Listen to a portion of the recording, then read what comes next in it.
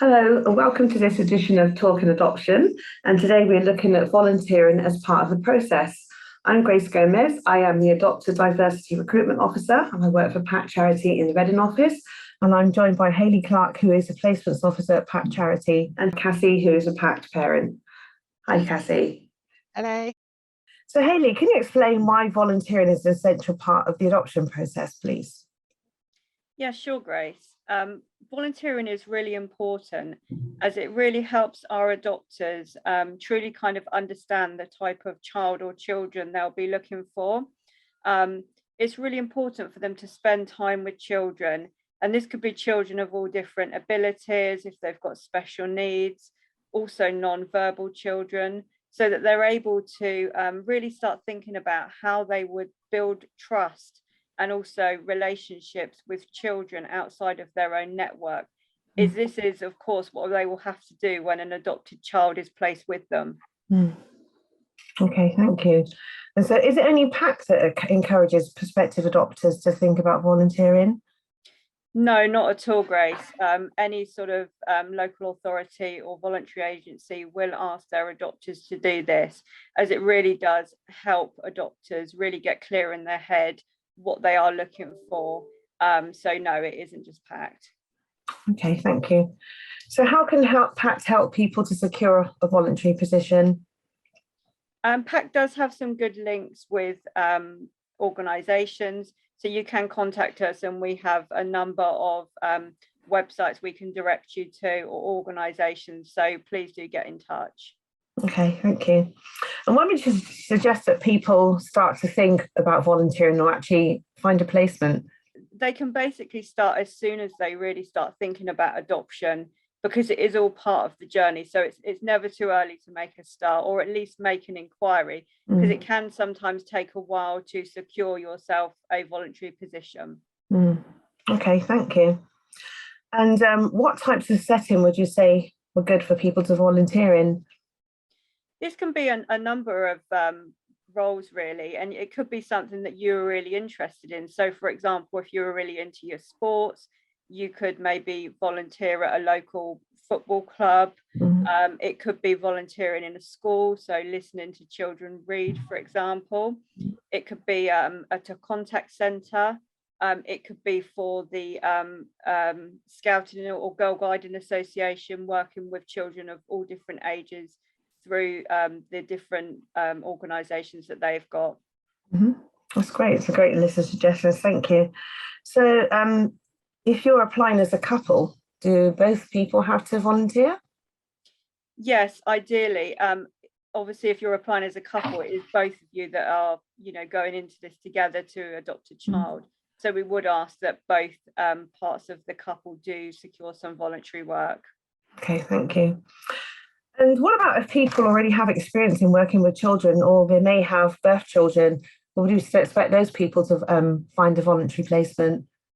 Yes, we would, because it is, even if you have your own children, whether they're birth children or adopted children, or maybe you work with children in your job, it is really good for you to volunteer and work with children outside your network, children that don't know you, so that they're not familiar with you, and you can really start building up those bonds and learning how to communicate and, really connect with those children that don't recognise you or don't know you. Okay, that's wonderful. Thank you very much. That's some really good information. No problem. So, Cassie, first of all, can you just tell us a little bit about you and what brought you to adoption?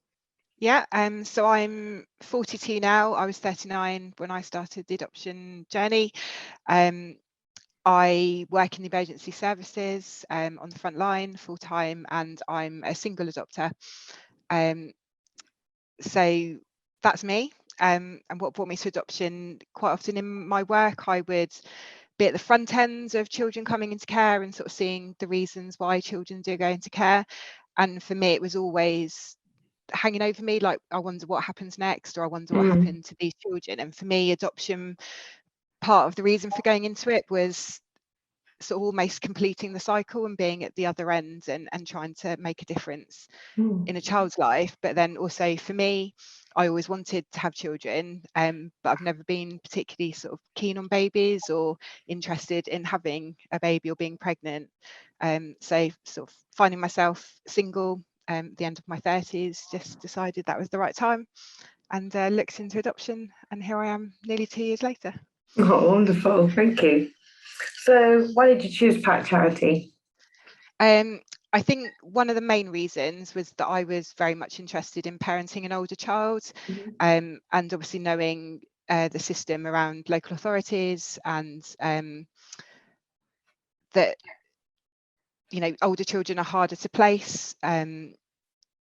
I just felt that a national charity or a charity that would, you know, open me up to the whole of the UK would give me the best chance of finding the right match for me, and also, you know, me being the right match for a child out there that needed a new family. I did approach my local authority, so I went to a couple of information evenings, and Pact just gave me the best feeling, really. They're really supportive in terms of my job and being single, and I just really felt that I would get the support that I would need going through the process with Pact, so that's why I chose them. Oh, wonderful. Thank you. So how did you find the process? It's intense. You can't lie about that. It's, for me, it was quite a short process. So 11 months from submitting my registration of interest to my daughter coming home. So I appreciate that's quite quick in some people's timescales. It's intense, as I said.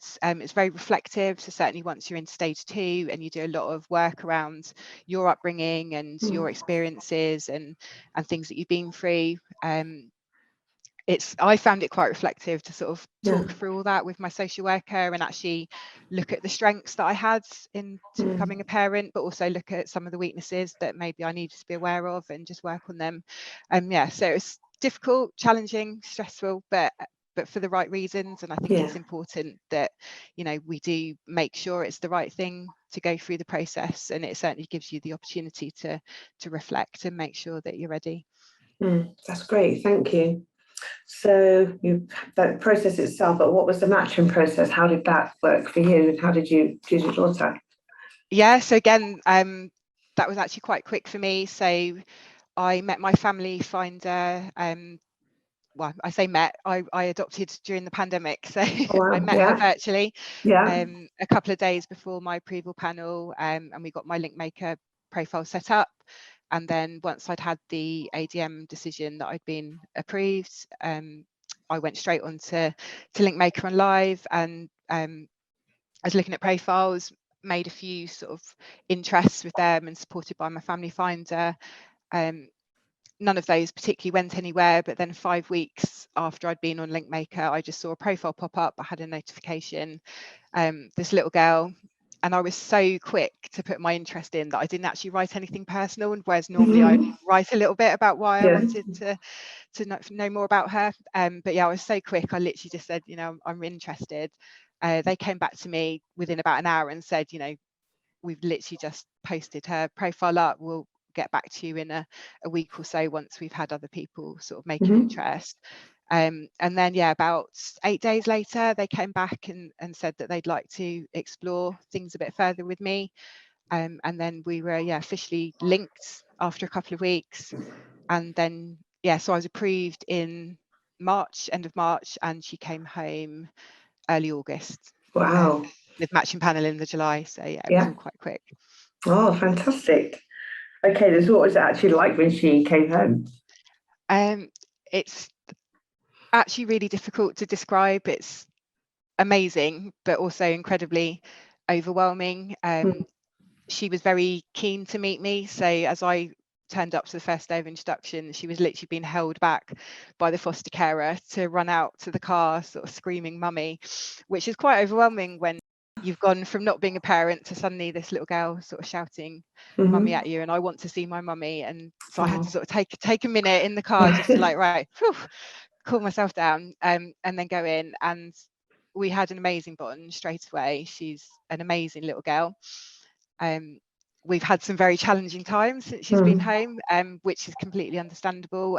She went into foster care just over 4, had been in foster care for about 18 months. Yeah. So she'd been through a lot, and she'd had a few moves in that time. So there was, a lot for her to unpick and come into her new home with me and the cats. But yeah, we're perfect for each other. But apart from the fact that she's a morning person and I'm not a morning person. So that was probably the most challenging thing for me, is the early starts. But we found our groove probably, fairly quickly. And she knows now at the weekend the alarm doesn't go off to 8. That's lovely, thank you. So volunteering is an essential part of the adoption process. So how did you find your placement? Yeah, so with the work that I do, I have quite a lot of contacts in the local community, different professional bodies, and I've done some work with the older children in a special educational needs school.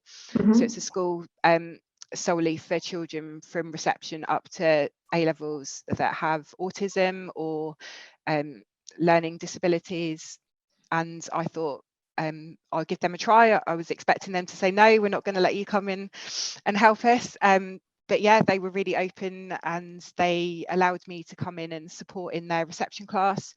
So it was 4 and 5-year-olds children. They were all boys, just completely randomly. I don't think there was any reason for that, but they just happened to be. And they were all non-verbal, so with quite some severe challenges. Yeah. So for me, having had a lot of experience with children of friends and family, and through my work, I'd never actually worked so closely with children that had extra needs. So for me, I found it really valuable to understand a bit more about children with different needs, neurodiversity, learning disabilities. And it enabled me to inform my matching criteria as well, as to actually what I felt I could cope with at home as a single adopter. But it also gave me lots of experience of dealing with some challenging behaviours, but also supporting children in different situations, and with communication as well. So my daughter actually had quite severe speech delay when she came home. So some of the sort of tips and tricks and hints that I'd got from doing that volunteering were actually really useful, or certainly I had some ideas in mind if she didn't improve, as to how we could help with her communication. So for me, even though I felt I had lots of experience with children, actually looking for something that was outside of my experience was just so invaluable. And I don't think anything can ever prepare you for your children coming home, whether you've given birth to them or through adoption. But actually anything you can do just to get some tools in your toolbox to help through the process and help settle a child is, I can't say how beneficial it is. It was really important. That's great. So how often did you do your placement, and how long was it for?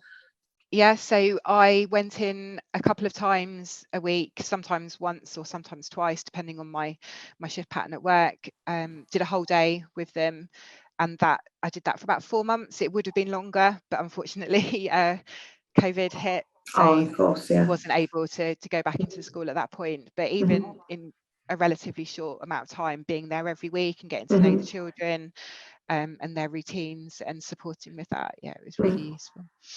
That's fantastic, and you obviously gained a lot from it, as you said, when your daughter came home to help you parent.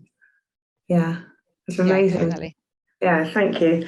So finally then, what would be your top tips to anybody considering adoption? Oh, there's probably so many. I think certainly for going through the process is just be open to the process and just not go into it thinking, oh, I know about this or I know about that. Just be completely open to everything that you're going to learn through the training. But also in terms of certainly the stage 2, when you're going through the assessments, just be open about yourself and what you've been through, because actually what you might think is a negative could actually be a really good strength once the social worker talks that through with you and sees it. So if you've been through a difficult experience in your life, then actually you're best placed to be able to support someone through that type of experience. So don't hold back. Treat it as a bit of a cathartic process rather than a an intrusion, I guess. I was lucky enough to meet other adopters when I did my training. So I know, unfortunately, since then, some people have had to do their training online, which is not quite the same, but you'll meet other adopters and just broaden your support network, because it does change. And actually what I've learned, and I think a lot of my adopter friends have learned and understand, is that no one quite gets it like other adopters. So take the opportunity to meet as many people and make those contacts, and I've made some lifelong friends through the process, and we're always there. Certainly the first couple of months after placement, we had a bit of a WhatsApp group separate to the one from training, where a few of the mums that got on really well would just sort of almost to lift our spirits, would just type a load of the anecdotes from the things that had happened that day, and we'd all have a bit of a laugh, which sounds not great, but it was what got us through those early stages of placement. And we even joked about we should compile this and release a book at some point with all these funny stories. But yeah, so just make sure your support network's there, and it doesn't have to be a massive support network, but one that you know that you can count on and you can trust. And again, I think people get hung up on support network needing to be there physically, but actually if you've got a really good friend or family member but they're miles away, but they're the sort of person you can call at 11 o'clock at night if you just want to have a chat and get something off your chest. Certainly as a single adopter, then you know, keep people in the loop and ask for help. Probably another big top tip that I've learned along the way is that if you don't ask, people won't always know. So actually, if you're struggling and you need some support, just raise your hand and ask for that help, and it's always there. Oh, that's fantastic. Thank you so much for joining us and sharing your experience. That's really valuable. Thank you. So there's lots more information on our website, www.patcharity.org, or scan a QR code. So thank you. Thanks, Cassie. No worries. Thank you.